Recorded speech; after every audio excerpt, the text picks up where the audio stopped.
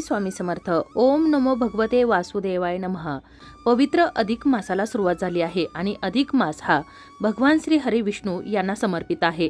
या महिन्यामध्ये केलेली उपासना सेवा याचं आपल्याला अधिक फळ प्राप्त होत असतं आणि या महिन्यामध्ये जर भगवान श्री हरी विष्णू यांची विशेष उपासना आराधना केली व त्यांचे कृपाआशीर्वाद प्राप्त होतात आणि घरामध्ये सुख समृद्धी टिकून राहते, घराची भरभराट होते. भगवान श्री हरी विष्णू यांची कृपा प्राप्त करण्यासाठी संध्याकाळी तिन्ही सांजेच्या वेळेला आपल्याला दिव्याखाली एक वस्तू ठेवायची आहे. तर ती कोणती वस्तू ठेवायची आहे जेणेकरून भगवान श्री हरी विष्णू यांचा आशीर्वाद आपल्याला प्राप्त होणार आहे. तर अधिक मास हा भगवान श्री हरी विष्णू यांना समर्पित महिना असल्यामुळं या महिन्यामध्ये जास्तीत जास्त ओम नमो भगवते वासुदेवाय नमः या मंत्राचा आपल्याला जप करायचा आहे. त्यासोबतच व्यंकटेश स्तोत्राचं सकाळ संध्याकाळ दररोज पठण करायचं आहे किंवा श्रवण करायचं आहे. त्याचबरोबर अधिक मासामध्ये दीपदानाला विशेष महत्त्व आहे आणि या अधिक मासात केलेले दीपदान म्हणजे दिव्यांचे उपाय हे शतपटीने फळ देणारे असतात आणि म्हणूनच अधिकाधिक फळ प्राप्त करण्यासाठी आपल्याला अधिक मासात दीपदान करायचं आहे. आता मी ज्या ठिकाणी सांगणार आहे तर त्या ठिकाणी तुम्हाला हे दिवे प्रज्वलित करायचे आहेत. तर सर्वप्रथम तर आपल्याला जो दिवा प्रज्वलित करायचा आहे तर तो दिवा प्रज्वलित करायचा आहे देवघरासमोर. त्यानंतर दुसरा जो दिवा आहे तर तो करायचा आहे आपल्या घराचा जो मुख्य प्रवेशद्वार आहे, जिथून आपल्या घरामध्ये सुख समृद्धी भरभराट येत असते, त्याचबरोबर निगेटिव्ह एनर्जी देखील येत असते. तर त्या ठिकाणी आपल्याला एक दुसरा दिवा लावायचा आहे. तिसरा दिवा जो लावायचा आहे तर तो लावायचा आहे तुळशीजवळ. तर सर्वप्रथम आपल्याला जो दिवा प्रज्वलित करायचा आहे तर तो करायचा आहे देवघरासमोर. देवघरासमोर बसण्यापूर्वी आपल्याला आसन घेऊन देवघरासमोर बसायचं आहे. आपल्या हिंदू धर्मामध्ये दीप प्रज्वलन सर्वश्रेष्ठ मानलं जातं. कोणतंही शुभ कार्य असेल तर त्यामध्ये सर्वप्रथम दीप प्रज्वलन केलं जातं आणि नंतरच त्या कार्याला सुरुवात केली जाते आणि म्हणूनच आपल्याला देखील दीप प्रज्वलन करून या अधिक मासाचे स्वागत करायचे आहे आणि भगवान श्री हरी विष्णू यांची कृपा राहावी यासाठी आपल्याला काही सेवा देखील या महिन्यामध्ये करायच्या आहेत आणि त्यासाठी सर्वप्रथम तर आपल्याला दीप प्रज्वलनापासून सुरुवात करायची आहे.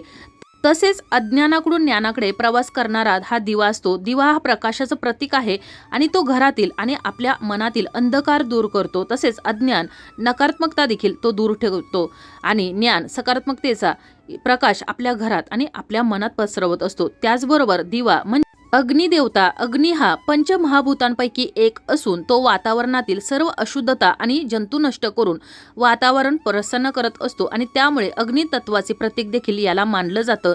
आणि देवतेचे स्वरूप शास्त्रानुसार दिव्याची ज्योत ही साक्षात माता लक्ष्मीचं रूप मानलं जातं आणि घरात दिवा लावल्याने सुख समृद्धी शांती टिकून राहते, ऐश्वर्य येते आणि असा हा दिवा प्रज्वलित केल्यानं माता लक्ष्मी देखील आपल्यावर प्रसन्न होते आणि ज्या ठिकाणी माता लक्ष्मी त्या ठिकाणी भगवान श्री हरी विष्णू यांचं वास्तव्य हे नेहमी असतं आणि म्हणूनच आपल्याला हा दिवा प्रज्वलित करायचा आहे.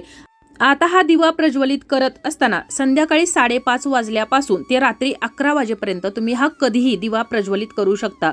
शक्यतो प्रदोष काळात म्हणजे तिन्ही सांजेच्या वेळेत हा दिवा लावला तर सर्वोत्तम ठरणार आहे, कारण ही वेळ माता लक्ष्मी आपल्या घरी येण्याची वेळ असते आणि तिन्ही सांजेला सर्वत्र दिवे हे लावले जातात. तिन्ही सांजेला माता लक्ष्मी ही पृथ्वीवर वास करत असते आणि त्याच वेळेला आपण तुळशीजवळ नेहमी दिवा देखील प्रज्वलित करत असतो आणि म्हणूनच तुम्हाला जर शक्य झाले तर तिन्ही सांजेच्या वेळेला हा दिवा प्रज्वलित करायचा आहे. पण काही कारणास्तव तुम्हाला या वेळेमध्ये हा दिवा प्रज्वलित करणं जर शक्य होत नसेल तर मग तुम्ही रात्री 11 वाजण्याच्या अगोदर हा दिवा प्रज्वलित करायचा आहे. पण तुम्हाला संपूर्ण अधिक मास जरी एक दिवस म्हणजेच अधिक मासाच्या या पहिल्या दिवशी जरी हा दिवा तिन्ही सांजेच्या वेळेला लावणं शक्य झालं नाही तरी देखील दररोज तिन्ही सांजेच्या वेळेला म्हणजे संपूर्ण अधिक मास होईपर्यंत तुम्हाला तुळशीजवळ आणि आपल्या मुख्य दरवाजाजवळ दिवा हा प्रज्वलितच करायचा आहे आणि हा दिवा प्रज्वलित केल्यामुळं माता लक्ष्मी आपल्या घराकडे आकर्षित होणार आहे आणि तिला आमंत्रित करण्यासाठी आपल्याला हे दिवे प्रज्वलित करायचे आहेत. आता दिवा प्रज्वलित करताना आपल्याला जो सर्वप्रथम देवघरासमोर जो दिवा प्रज्वलित करायचा आहे तर देवघरासमोर एक पाट ठेवायचा आहे आणि त्यावरती आपल्याला हा दिवा प्रज्वलित करायचा आहे. धार्मिक ग्रंथानुसार दिव्याला कधीही थेट जमिनीवर ठेवू नये असं सांगितलं जातं. त्याचबरोबर तुम्हाला जर पाटावरती जर हा दिवा ठेवायचा नसेल तर तुम्ही मग एखादी प्लेट घेऊन त्याच्यामध्ये अखंड तांदूळ किंवा तुम्ही त्यामध्ये जर सफेद तीळ किंवा फुलं ठेवून मग त्यावरती हा दिवा प्रज्वलित करू शकता. त्याचबरोबर पाटावर ठेवलं तर अतिशय उत्तम. जसं की राजाला किंवा देवी देवतांना जसं उच्च स्थान दिलं जातं त्याचप्रमाणे दिव्यालाही आसन दिलं पाहिजे. त्याचबरोबर ऊर्जेचा रक्षण करणारा हा दिवा असतो. दिवा लावल्यानंतर त्यातून प्रचंड प्रमाणावर सकारात्मक आणि दैवी ऊर्जा ही निर्माण होत असते आणि जर तुम्ही हा दिवा जमिनीवर ठेवला तर ती थेट ऊर्जा पृथ्वीमध्ये म्हणजे जमिनीत शोषली जाते आणि दिव्याखाली आसन ठेवल्यानं ती शुभ ऊर्जा घरामध्ये टिकून राहते आणि माता लक्ष्मी देखील आनंदित होते आणि घरामध्ये सुख समृद्धी टिकून राहते. आणि म्हणूनच आपण ज्या वेळेला दिवा प्रज्वलित करतो तर त्या दिव्याखाली नेहमी धान्य ठेवायचं आहे. मग तुम्ही गहू ठेवू शकता किंवा तांदूळ ठेवले तरी देखील चालतील. आता हा दिवा प्रज्वलित करत असताना जर तुम्ही मातीचा दिवा घेत असाल तर अतिशय उत्तम, किंवा तुम्ही गव्हाच्या पिठाच्या कणकेपासून दिवा बनवून देखील घेऊ शकता. दिवा लावण्यापूर्वी हातपाय स्वच्छ धुवायचे आहेत आणि त्यानंतर देवघरासमोर आसन ठेवून बसायचं आहे. त्यानंतर आपण जे निरंजन घेतलेलं आहे, म्हणजेच तुम्ही मातीची पंती घेतली असेल किंवा धातूचं जर निरंजन घेतलं असेल तर त्यामध्ये तुम्हाला दुहेरी कापसाची वात लावायची आहे. त्यानंतर तुम्ही मोहरीचं तेल असेल तर अतिशय उत्तम, किंवा देशी गाईचं तूप या दिव्यामध्ये टाकायचं आहे. आता या दोन्ही जरी वस्तू तुमच्याकडे नसतील तरी देखील चालेल. तुम्ही तुमच्या देवघरातील दिवा लावण्यासाठी जे तेल वापरता तर ते घालायचं आहे. त्यानंतर या दिव्याला प्रज्वलित करायचं आहे.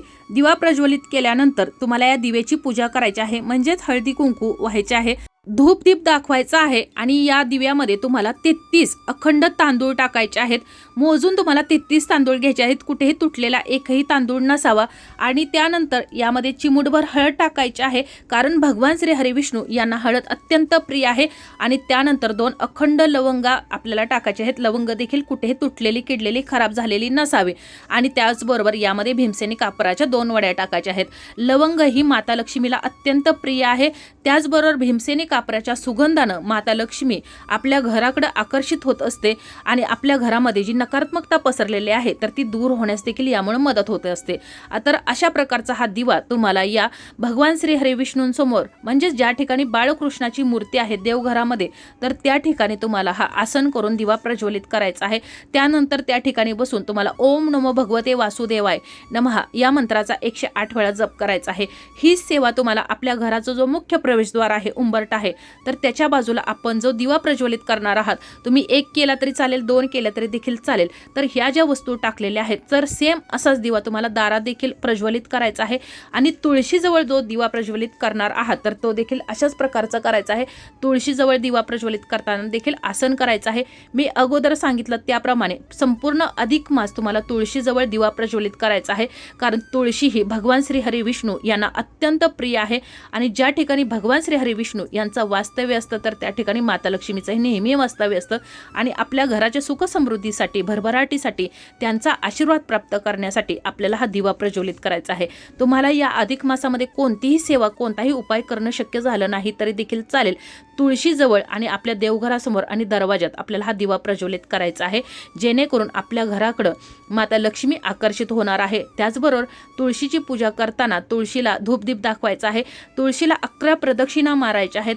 त्याचबरोबर तुळशीचा मंत्र जप करायचा आहे. ओम नमो भगवते वासुदेवाय नमः या मंत्राचा तुम्हाला तुळशीजवळ बसून 108 वेळा किंवा उभे राहून तुम्ही जप करायचा आहे.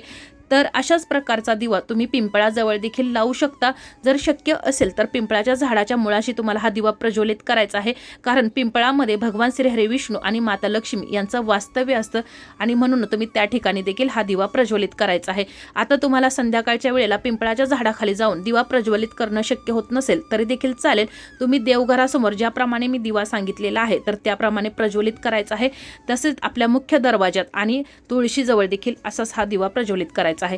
आता मी ज्याप्रमाणे सांगितलं तर त्याप्रमाणे संपूर्ण अधिक मास, म्हणजेच अधिक मासाच्या आजच्या पहिल्या दिवसापासून शेवटच्या दिवसापर्यंत, म्हणजेच 15 जून 2026 पर्यंत आपल्याला अशाच प्रकारचा दिवा प्रज्वलित करायचा आहे. आणि ओम नमो भगवते वासुदेवाय नमः या मंत्राचा जप करायचा आहे. आपल्या कुलदेवतेचं नामस्मरण करायचं आहे. आपल्याकडून जितकी शक्य होईल तितकी या महिन्यामध्ये सेवा करायची आहे, कारण या महिन्यामध्ये केलेल्या कोणत्याही आपण सेवेचं किंवा केलेल्या पुण्यकर्माचं आपल्याला शतपटीनं फळ प्राप्त होत असतं. आणि म्हणून हा 3 वर्षातून एकदाच येणारा अत्यंत पवित्र मास अधिक मास तर हा मास आपल्याला अत्यंत पुण्यफळ देणारा मास आहे आणि यामध्ये केलेली सेवा ही कोणतीही सेवा वाया जात नाही। तुम्ही जर कोणतं पाप केलं असेल तर करत असाल तरी देखील त्याचं तुम्हाला यामध्ये शतपटीनं फळ प्राप्त होणार आहे आणि म्हणूनच जितकं होईल तितकं पुण्यकर्म करा आणि भगवान श्री हरिविष्णू आणि माता लक्ष्मीचा कृपाशीर्वाद प्राप्त करून घ्या। तर अशा प्रकारे आपण आजच्या दिवशी म्हणजेच अधिक मासाच्या पहिल्या दिवशी कशा प्रकारे दिवा प्रज्वलित करायचा आहे, त्याचबरोबर आजपासून आपल्याला अधिक मास संपेपर्यंत कोणती सेवा करायची आहे याविषयीची अगदी थोडक्यात महत्त्वाची माहिती जाणून घेतलेली आहे। माहिती आवडली असेल तर व्हिडिओला लाईक करा, चॅनलला सबस्क्राईब करा आणि हा व्हिडिओ जास्तीत जास्त शेअर करा।